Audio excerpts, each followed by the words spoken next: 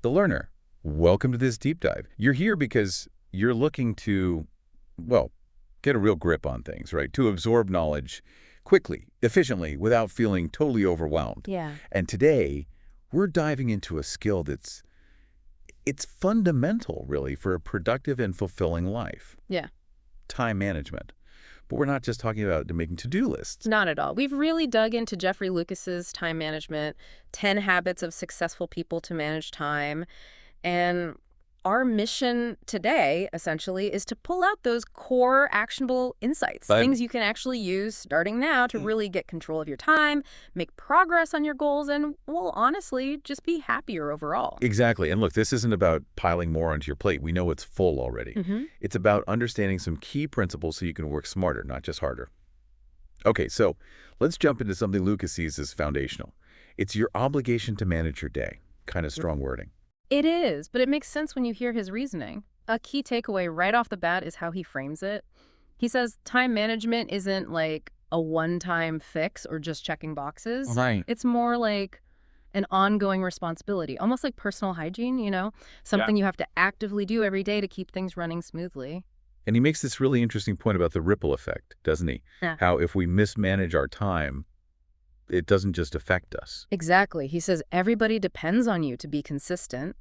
And think about the learner, if you're, say, constantly late with things at work. Yeah. Well, that slows down your whole team. Yeah, or if you're working for yourself and your productivity slips, Yeah. that hits your bottom line, affects your family, everyone who relies on that income. Totally. And Lucas connects this to the bigger picture. He encourages us to really think about priorities by starting with the end in mind. It's that classic advice, but he applies it specifically here. Oh. He suggests picturing your retirement, maybe, say, age 60, and then working backwards. Like, where do you actually want to be? Who are you with? What have you achieved? Yeah. And he argues this isn't just daydreaming. It kind of forces you to look at your current daily actions and ask, are these things actually getting me closer to that vision? It's a powerful filter. So, the learner, really try picturing that day. Where are you living? Who are the important people around you? What resources, what possessions matter? And maybe most importantly, what accomplishments make you feel proud looking back? Lucas really wants you to, spell this out, write it down.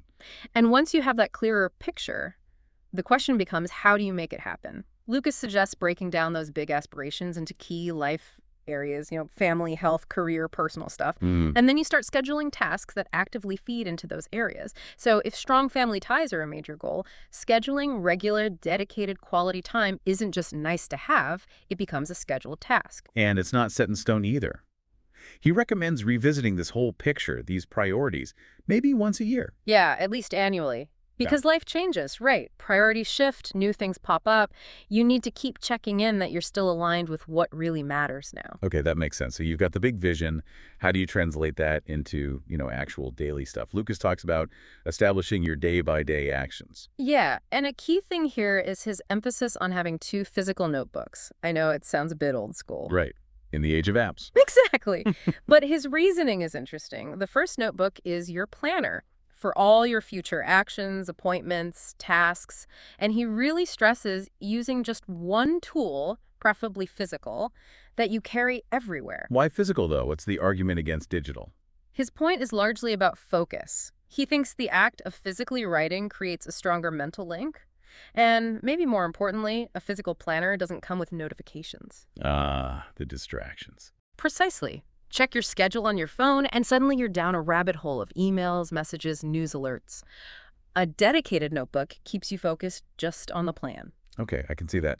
What's the second notebook for? That's your time log. Because, let's be real, even the best plans go awry. Things pop up. Tasks take longer than we think. Always. So the time log is where you track the difference. What did you plan to do versus what actually happened? It's also where you note progress and maybe what didn't get done and why. So it's less about beating yourself up and more about learning. Like, okay, that meeting always runs long, or I seriously underestimated that report. Exactly. It's about spotting those patterns, the time sinks, and then adjusting your planning moving forward. It's feedback. Right. Okay, so we have the mechanics, the vision, the planning, the tracking. Yeah. But Lucas goes deeper into the management mindset. Yeah, and this is where it gets really interesting, I think, because he argues time management isn't just about techniques. It's fundamentally tied to how you manage your emotions, your motivation, your whole outlook. So, He really emphasizes focusing on what you can control. Stuff happens, things go wrong. But he advises against blaming external factors or other people. Focus on your response. he even brings up this idea of the wiser self versus the weaker self, doesn't he? He does. The wiser self knows what needs doing for the long-term goals, while the weaker self, well, it wants the instant gratification, the procrastination, the easy path. And the key, Lucas says, is consciously empowering that wiser self to be in charge, making the decisions. That's a constant battle for most of us, I think. Absolutely. And he talks about controlling motivation, too. Like, if you feel unmotivated, don't just accept it. Ask why. Are you tired, hungry, stressed about something else? So identifying the root cause. Exactly. Then you can actually address it. He also talks about knowing your personal triggers for motivation, both internal, like reminding yourself why you're doing something. Right, connecting back to that big vision. Yeah. And external triggers, too, like having visual reminders around. Plus, figuring out your peak energy times. When are you sharpest? Schedule the tough stuff then. He even suggests, kind of unconventionally, assigning a monetary value to your time. Yeah. Like, if you knew an hour of wasted time literally cost you X dollars, would you waste it so easily? It's a mental trick, but it can work. Interesting. And this links to being proactive versus reactive. Definitely. Instead of just bouncing from one demand to the next, you act according to your plan, your schedule, your driving, not just reacting to whatever pops up. Okay. And what about when things don't go to plan? Failure, setbacks. This is crucial. Lucas stresses taking accountability. If something went wrong, okay, learn from it. How can you anticipate or handle that better next time? Don't just dwell on it. Exactly. He talks about building a tolerance for failure, seeing it not as the end, but as, data, a learning opportunity. Dwelling on mistakes just wastes more time and energy. Accept it, learn, move on. And this all feeds back into that idea of long-term fulfillment, right? Because being busy isn't the same as being productive towards the right things. Precisely. Lucas warns against that trap. You could be incredibly efficient, ticking off tasks like crazy, but if they aren't aligned with your core values and goals, it's ultimately wasted effort. You're just efficiently going nowhere important. Wow. Okay. So the mindset is huge. Yeah. Now let's shift to the practical start of the day. He has a section on begin the day properly. Right. And a key point here is being intentional about how you start. He's a fan of becoming an early riser, not necessarily to compete, but to carve out that quiet, focused time before the day's chaos kicks in. The pre-dawn quiet can be gold. It really can. And then there's something simple but symbolic he mentions, making your bed. Making your bed. Yeah. He argues it adds immediate structure. It's like the first task completed, signaling to your brain, okay, we're in productive mode now. Sets a positive tone. Huh. Okay, I can sort of see that. First win of the day. Exactly. And then right after that, he stresses daily planning. Reviewing those priorities we talked about, scheduling the day's tasks, make it part of that morning ritual. So bed, plan, then what? Then waking up the mind and body, shower, good breakfast, maybe that coffee, creating a consistent routine that gets you ready. And when it's time to actually start work? Tackle the hard stuff first. Right. The most challenging, demanding tasks. Do them when your energy and focus are highest, usually earlier in the day. Get them out of the way. The old eat the frog idea. Pretty much, yeah. So you've started strong. How do you keep it going? That leads into managing your productiveness. Right, maintaining momentum. What are the strategies here? Well, he offers a couple of different approaches. One is thinking of your day in, say, 4 quadrants. If you're awake 16 hours, that's 4 blocks of 4 hours. Okay. You can then allocate different types of activities to different blocks and kind of track your output within each chunk. See where your energy naturally dips or peaks. What if 4 hours feels like too long a stretch to stay focused? Good point. He offers an alternative. Breaking work time into much shorter bursts, like 15-minute sprints. 15 minutes, that's short. Yeah, followed by very short breaks. The idea is intense focus for 15 minutes, then a quick reset. He suggests this can be good for tasks you tend to put off, those important but not urgent ones, or just if you get bored easily. Interesting. Keeps things moving. It does. He also links this back to managing willpower.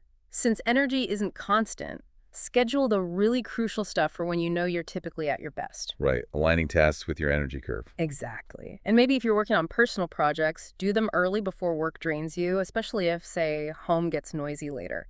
He even suggests consciously restarting your motivation before each new block or quadrant. Oh. Just briefly reminding yourself of the incentives. Why are you doing this work? What's the payoff? Quick mental reset. And he touches on diet again, doesn't he? The energy connection. He does. Warns against relying too heavily on simple carbs and sugar that lead to crashes.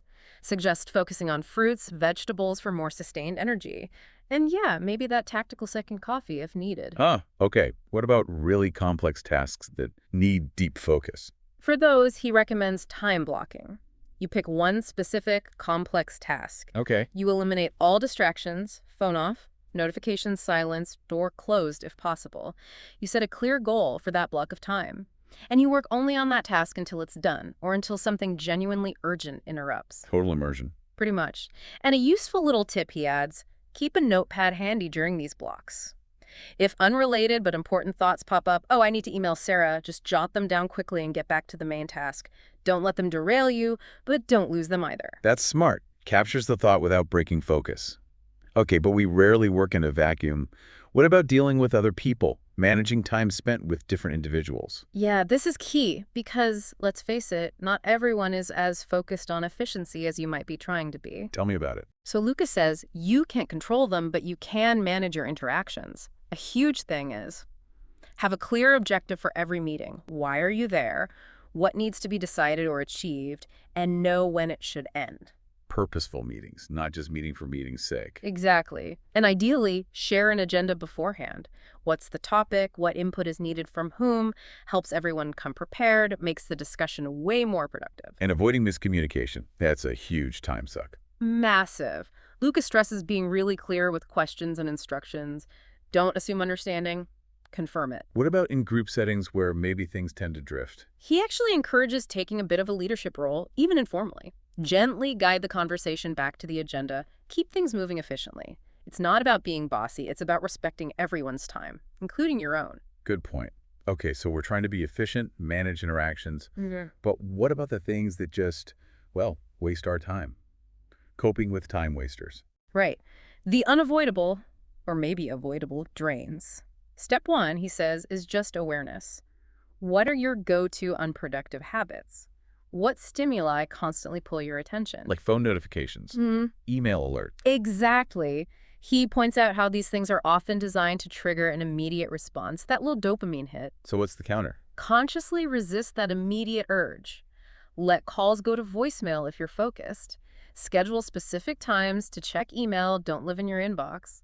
And he's pretty blunt about social media apps on work devices. Get rid of them. Pretty much, yeah. He argues they're designed to be addictive and are major productivity killers during focused work time. Makes sense. What about breaks? We need breaks, right? Absolutely.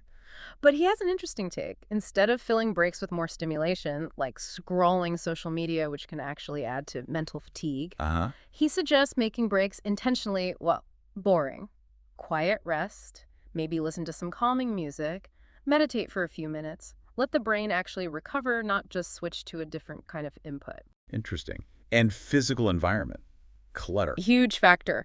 A tidy space saves time looking for things, makes it easier to move, mentally feels less chaotic. Basic, but important for efficiency. And leveraging downtime, like commuting or waiting. Yeah, turn that into productive time. Listen to audiobooks related to your goals, read reports, catch up on industry news. Small pockets of time add up. Okay, lots of ways to plug the leaks. But this isn't just a one-time fix, right? It needs ongoing effort, enhancing your time management habits. Exactly. This is about continuous improvement.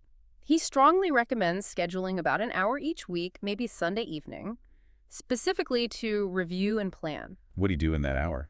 Look back at the previous week. How did you actually spend your time? Maybe categorize it work, family, personal, health, see if the balance feels right. Are you neglecting important areas? Comparing the plan to reality again, using that time log? Yes.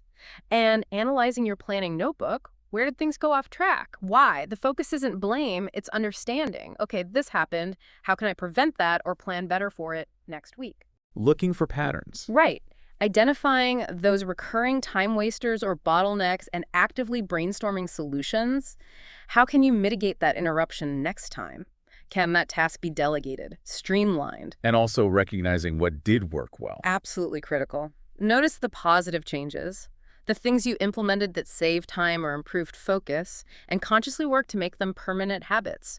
Reinforce the good stuff. So it's this cycle of planning, doing, reviewing, adjusting. Precisely. It's a continuous pursuit of efficiency.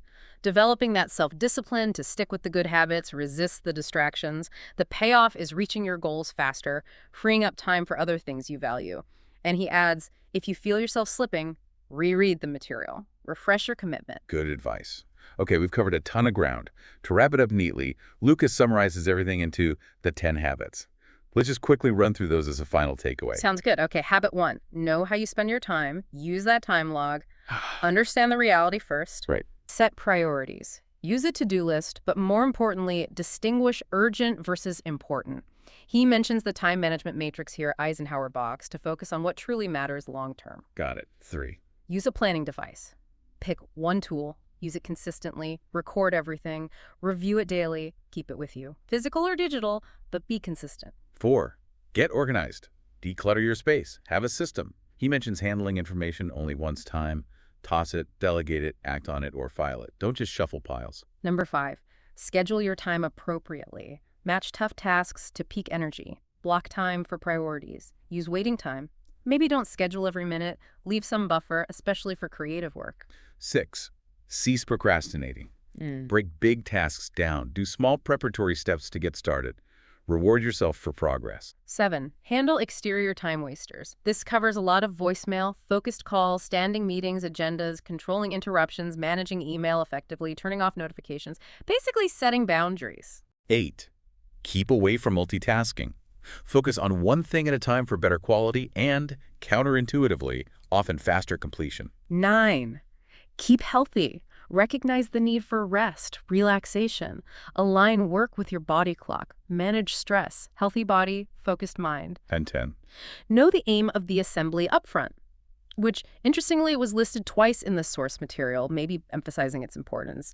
Always have a clear purpose and agenda for meetings. Okay, great summary. So, The Learner, we've taken this really comprehensive look, this deep dive into Geoffery Lucas's approach to time management. And it's clear, isn't it? This goes way beyond just schedules. It's a whole strategy for life and work. Absolutely. And it's crucial to remember this isn't something you master overnight. It's a skill. It takes practice, commitment, refinement over time. But time, well, it's our most valuable non-renewable asset, right? Using it well is fundamental. Couldn't agree more. So here's a final thought we want to leave you with, The Learner. Reflect on this. Of all these habits and strategies we've discussed, which single one, if you started implementing it consistently right now, today, which one do you think would have the biggest positive impact on your ability to reach your most important goals? Yeah, just pick one to start. Think about it. Maybe even go back to Lucas's book for more depth on that specific area. Definitely food for thought. Thank you for taking this deep dive with us today. Thanks for joining us.